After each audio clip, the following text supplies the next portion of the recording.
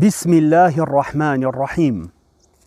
اف بابت هنه جیانا مروف بسرمان دا گله گرنگه. بوچی؟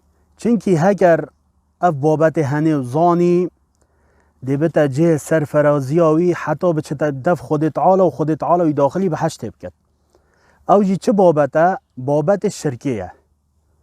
بوچی شرک هنده خطره؟ چنکی شرک مازنترین گناهه.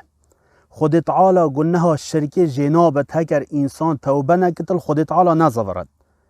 و جا افروکه اف مصیبت خود تعالی دتا تو بکوی تنگاویه که دا اد نخوشیه که دا کیفه که دا تو نرابی شرکی بخود تعالی بکی.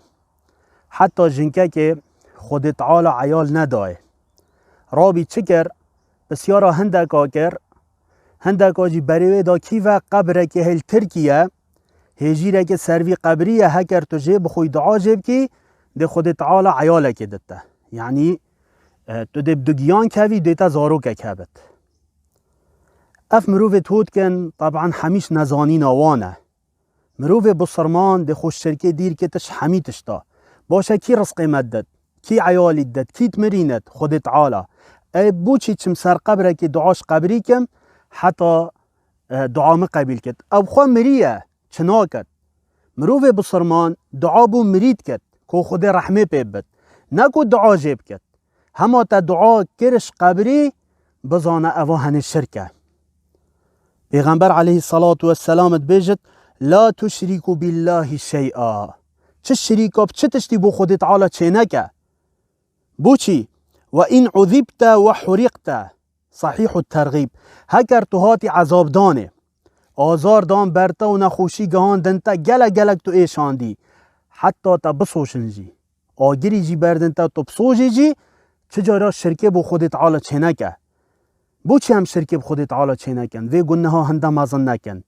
چنکی پیغمبر علیه الصلاة والسلام بومد بیجد خود تعالی بیجد عز و جل حدیث قدسی دا یا ابن آدم ای کر آدمی لو اتیتنی بقراب الارض خطایا. سبحان الله.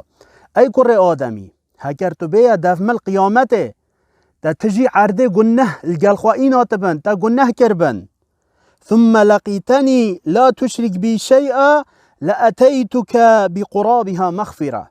تو بی دفمن هکر تا تجی عرده گنه کربن بله تو هاتی چاپ بی کفت نامن هاتی قیامته لا تشرک بی شیئا تا چه شریک بوم چه نکربن تا هوارد خود نگهانده بن کسک دیش یا نبتش بلی خود تعالی ابتنه تا عبادت خود تعالی کربن تا چه شریک بو چه نکربن لأتیتک بقرابها مغفره. تمت وان گنه ها خود تعالی ده اد برفته و کو ده رحمه بتبت ده گنه تجیبت هند دیوان گنه تکری هکر تجی عرده بن ده مغفره دفته یعنی ده گنه تجیبت ده رحمه بتبت او بوکی وی کسی او شرکه نکد به جا گل گاوا تا شرک کر بزانه دجوه اجر هنئیه به بهرکنه.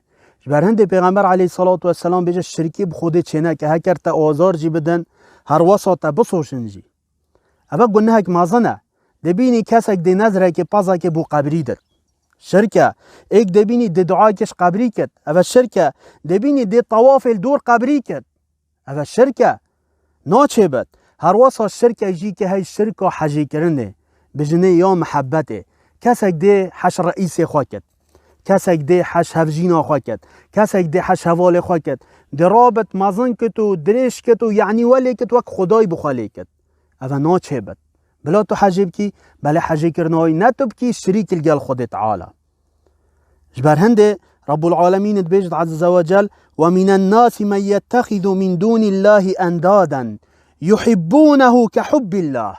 وصا حجد کن وکی حجی کرنا خود تعالی.